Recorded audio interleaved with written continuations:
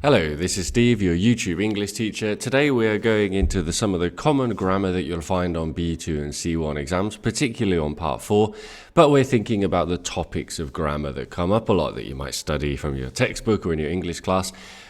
These come from the university entrance exams where I live in Spain, in Andalusia.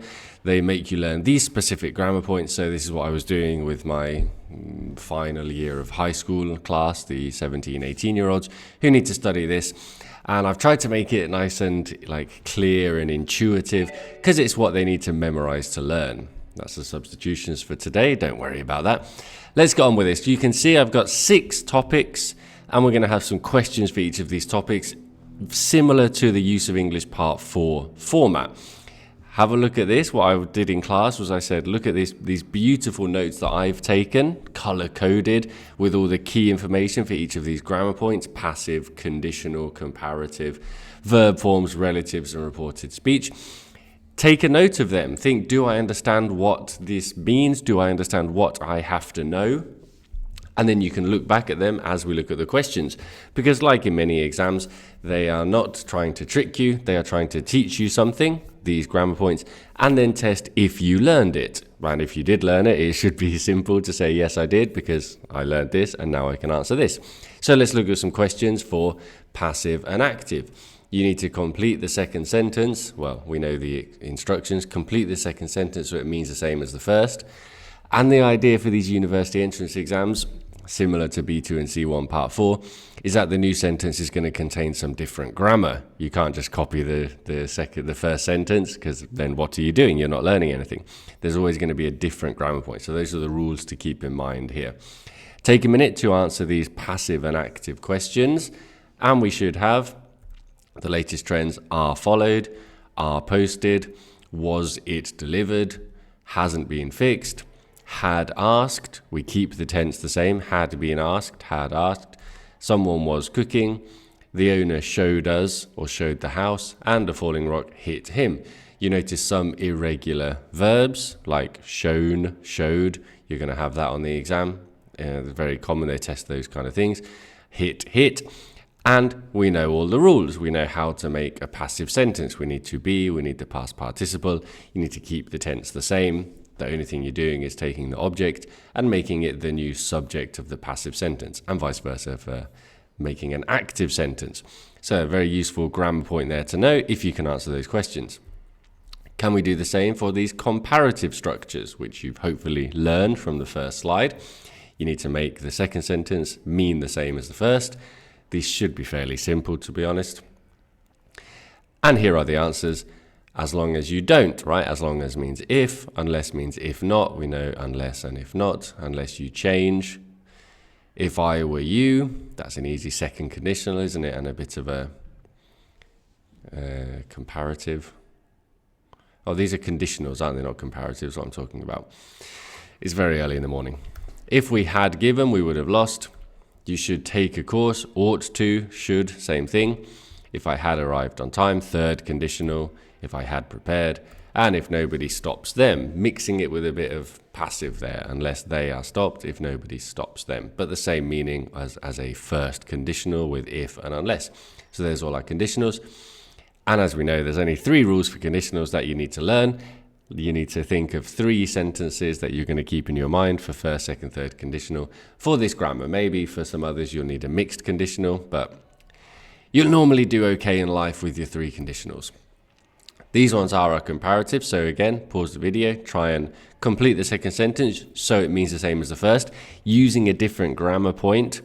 So for example, in number 1, don't say the movie is less interesting than the book, because that's the same grammar. You're just swapping more for less. So you need to make a different structure that means the same thing. You can't say the movie is less interesting.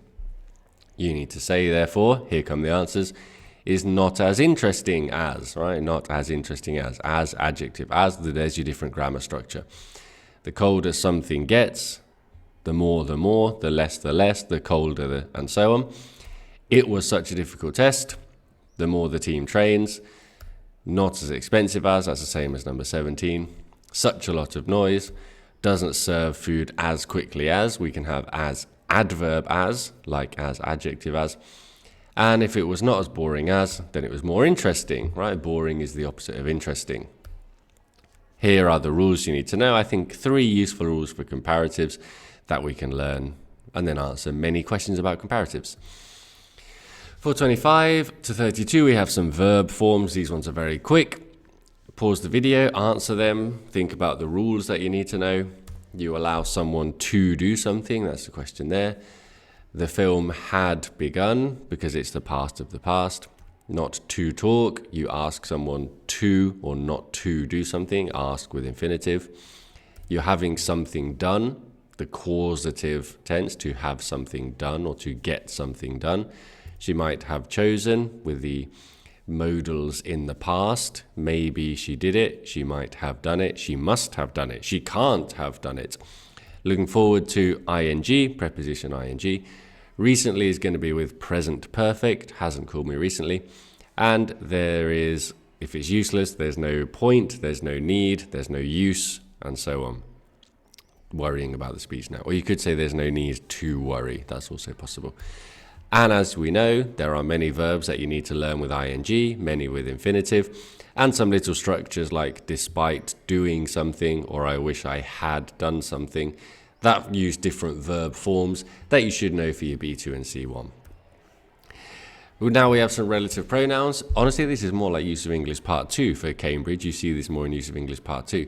But you need to combine the 2 sentences and use the word that I've given. The word's in capitals, which means you just have to use that word. So make a new sentence that means the same thing, but uses this word. Wallace, who was a very poor child, wanted to have a life of luxury. We need to use commas there because I think it's better as a non-defining relative clause. We're just adding the information that she was poor. And there's going to be same points for many of these. Hearing dogs, which are trained, also help them to improve. There you have to think a little bit because obviously also has to be the second part of the sentence because also implies this is the extra information. So the extra information can't come first. It's extra, it's additional. The place where Shakespeare was born, whose name is, who lives in Yemen, possession and person, with, again, non-defining. Invasive species which people introduced, there we are defining them as invasive species which people introduced. The shopping centre where your mother works, that's the same as where Shakespeare was born. And the president that changed the law. Obviously, we can use that for a defining relative clause when we're talking about a person, the president that did something. And as we know, here are the rules, the laws. I've just explained many of them. The lawyer who argued well, taking that extra information. A dog whose name is Fido. So we're adding the information in a non-defining relative clause, although it's slightly open to interpretation. Maybe you don't need a comma there and it can be a dog whose name is Fido, and it's slightly more defining. Not always clear-cut cases here. You have to use some critical thinking as well. Our final grammar topic then is reported speech. I don't care if donuts are unhealthy. What did Mike say? Can you tell me? Answer these questions. Here come the answers. He said he didn't care if donuts were unhealthy because he said it in the past. So we're going to backshift our present tense to past simple. If they didn't have any compassion, again, didn't. He was going to earn a lot of money with that device. This becomes that for reported speech because we're not talking about this thing here. You're talking about something someone said in the past in a different temporal and spatial reference. You tell someone to do something.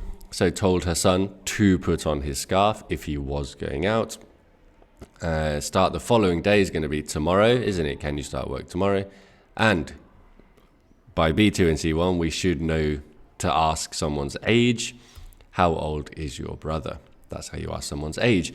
So there we go. That's our rules. Backshifting, making the questions not questions anymore because they're not questions. You're saying what someone said. Time, words, all of those kind of things. Infinitives, imperatives. Right, so there's a really nice bit of grammar. If you learn all of that, you're ready to go to university in Spain. If you can do the reading and writing, of course, as well. But those are the main points to get into university, and hopefully useful for B2 and C1 as well. They do come up on lots of different exams. They are the most common grammar points for this kind of level. Hope that was useful. See you next time.